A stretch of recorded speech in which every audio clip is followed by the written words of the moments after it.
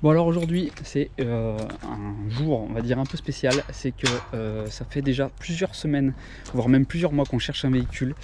On s'est arrêté sur un modèle de véhicule qu'on a cherché pendant plusieurs semaines et là aujourd'hui cet après-midi on va en voir deux. Donc le même modèle et on se dépêche, on va vite y aller parce qu'on a 2h30 de route. C'est dans le Jura et on va voir ces deux véhicules là. On vous en dit pas plus, on y va tout de suite.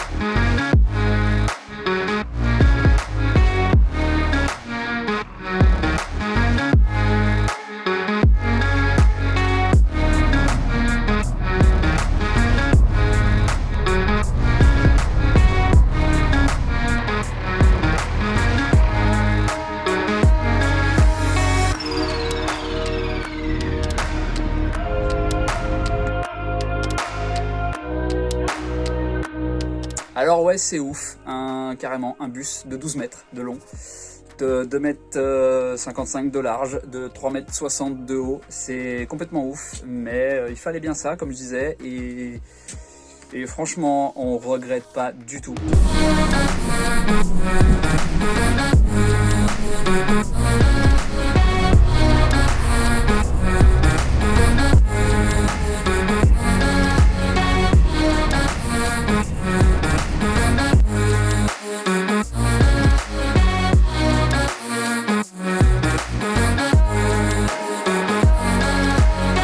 Là, je commence tout juste à démonter quelques sièges et on se rend bien compte de l'espace qu'on va avoir. C'est vraiment un truc de dingue. Voilà, bon, j'ai déjà commencé à démonter une banquette là, tu vois. Là, ici, là. Ah, ça fait un gros trou.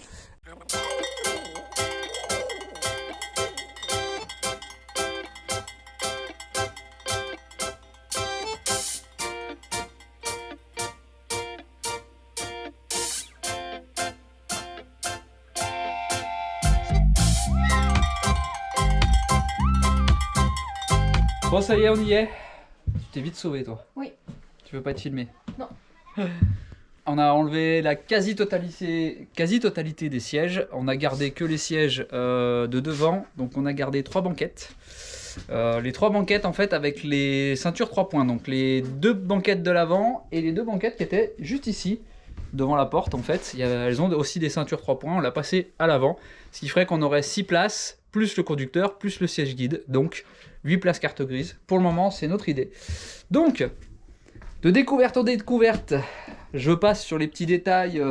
Les chewing-gums collés sous toutes les banquettes. Bon, voilà, dans tous les quarts. Celui-là, il a 19 ans. Il a fait une bonne partie de sa vie en scolaire. Donc, forcément, on a des surprises. On a trouvé 5 €, c'est ça hein Ouais. 5 €, bon les pièces sont pas toutes jeunes, elles sont un peu dégueulasses aussi. La bonne surprise, on va dire, c'est que la banquette du fond était imbibée de pisse, et c'était pas de la pisse animale, c'était de la pisse humaine, voilà. On a mis des gants, mais bon, voilà. Donc la petite surprise c'était ça, donc on a trouvé des bouts de verre, on a trouvé pas mal de petites choses comme ça, bien dégueulasses. On a réussi à tout enlever, et enfin voilà quoi, il reste... Alors on sait pas d'où ça sort, des fois on a des marrons, enfin voilà, des sucreries, des sucettes, bon ça ok d'accord, hein, dans un bus scolaire normalement. Hein. Des cartes de transport d'ailleurs, on a trouvé une carte de transport, donc si quelqu'un cherche sa carte, était valable jusqu'à septembre 2021, donc c'est RAP. Bon là encore du boulot, on sait pas encore par quoi on va commencer au niveau des garnitures à l'arrière. Je sais qu'on va pas les garder parce qu'elles sont imbibées de pisse, hein, tout simplement, ça sent. Hein. Donc, et c'est quelque chose de très vieux. Hein. Ensuite, ça va être les coffres du dessus, là, les grandes rangées de coffres, à mon avis, qui vont sauter. Je sais pas trop par où je vais commencer. J'y vais un peu à tâtons en fait, parce que j'ai beau regarder des vidéos sur YouTube, demander des conseils à tout le monde. Une fois que je suis devant, on va dire, la chose à démonter, je fais en fonction quoi. Donc là, la banquette arrière, clairement, on ne savait pas comment la démonter, on a tout simplement dévissé toutes les vis qu'il y avait à dévisser. Donc on a carrément fait tomber la structure qui était vissée, et voilà. On en a un peu chié, mais bon, voilà. Donc pour l'avant, on a prévu de garder ce siège-là face à la route, donc tel quel, avec les ceintures 3 points. Et de ce côté, ceinture 3 points toujours, mais les 2 sièges comme ça, avec une petite table au milieu. Pour le moment, alors là on voit pas bien, voilà. Donc pour le moment c'est l'idée, on va essayer de faire au mieux pour que l'aménagement rentre. On va dire que ici, là on a le poste conducteur, donc ici il y aurait une partie salon-cuisine, donc là, des deux côtés. Donc la cuisine, la partie cuisson côté porte. Ensuite, là au niveau de la porte arrière, donc à ce niveau-là, là, donc on voit pas grand-chose, mais à ce niveau-là ici, on aurait la salle de bain, donc avec une douche ici au niveau des escaliers, donc ce sera tout fermé, cloisonné. La fenêtre là entière sera cloisonnée et isolée. Avec les toilettes ici. Là, quand on arrive là au niveau de la montée des escaliers, tout à partir de là, ce serait la partie nuit. Donc avec les lits des enfants, que des lits fixes. Ça, on a bien retenu la leçon avec la caravane. Et avec notre lit au fond. Voilà. Dans l'idée, c'est pour l'instant les plans qu'on a fait, on verra. En espérant qu'on... Parce que là, c'est un peu compliqué. Mais en espérant qu'en bouchant le couloir central, on ait assez de hauteur. Bon, on n'est pas bien grand tous les deux. On fait un peu moins d'1,70 m. Donc ça devrait le faire normalement. Voilà. Allez, on y retourne.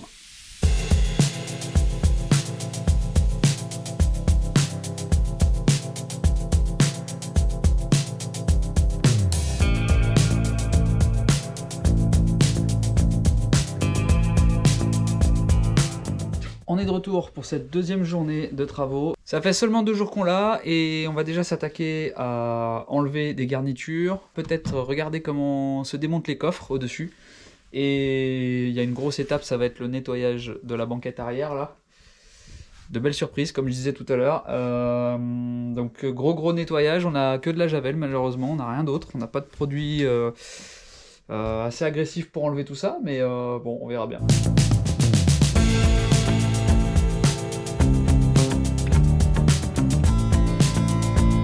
Bon voilà, on a un petit peu avancé sur la partie arrière qui était vraiment, je pense, la plus dégueulasse.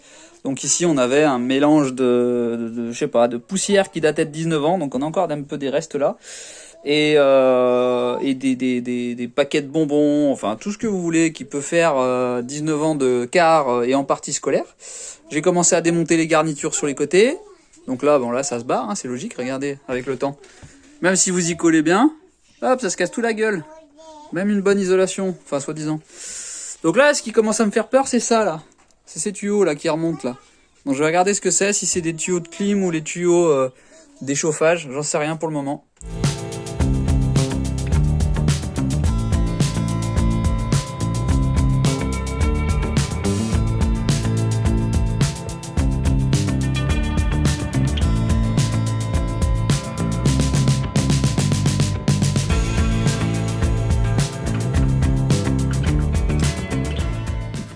Donc là, en fait, les rails qui viennent fixer les sièges, ils sont tous fixés avec des rivets. Le truc bien chiant, si t'as pas une bonne perceuse ni un bon foret, t'as toujours une bonne meuleuse. Donc en fait, bah, faut meuler un par un tous les rivets, et après tu tapes au chasse-goupille pour les enlever. Ça va être marrant. Mais quand il n'y a que ça, allez go!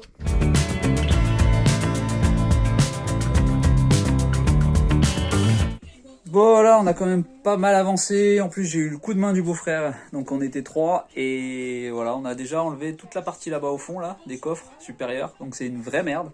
Surtout qu'on a un quart un peu spécifique avec des options, donc chauffage, climatisation et tout merdier là. Donc en fait voilà on se retrouve avec, ici il y avait des grosses ventiles, donc faut tout débrancher, faut faire ça propre parce que bah forcément il y a des câbles de partout, il faut pas que ça se touche quand on coupe.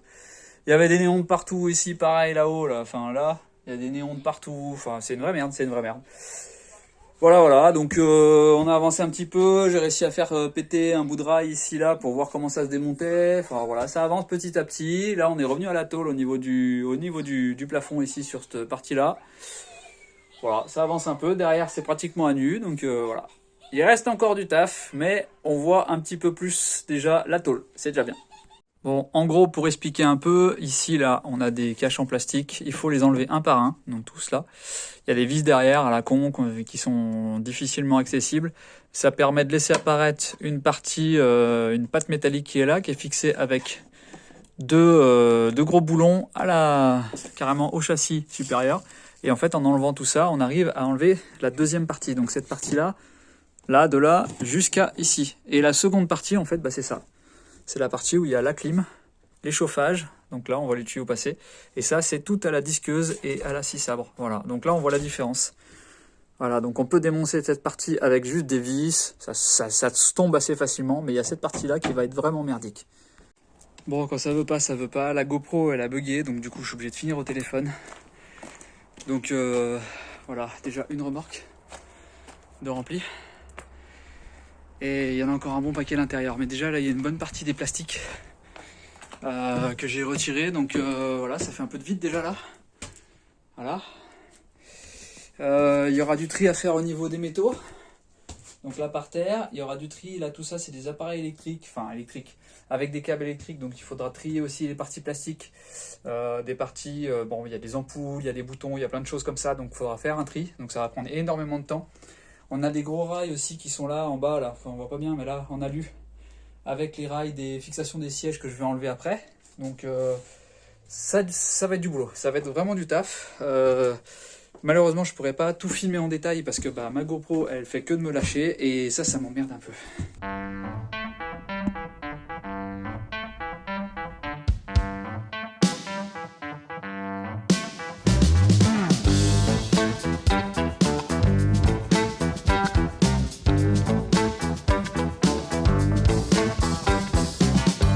Bon voilà, on est de retour dans le bus et cette fois-ci avec des images qui fonctionnent puisque la GoPro m'a lâché 2 fois. J'ai fait 2 fois des vidéos de tout ça là, de l'avancement du démontage on va dire, et 2 fois la GoPro m'a lâché, donc là la petite GoPro qui est là, et du coup m'a rendu des fichiers totalement illisibles. Faut pas chercher, ces petites bêtes, c'est hyper capricieux, je sais pas ce que j'ai fait, mais en tout cas maintenant ça fonctionne.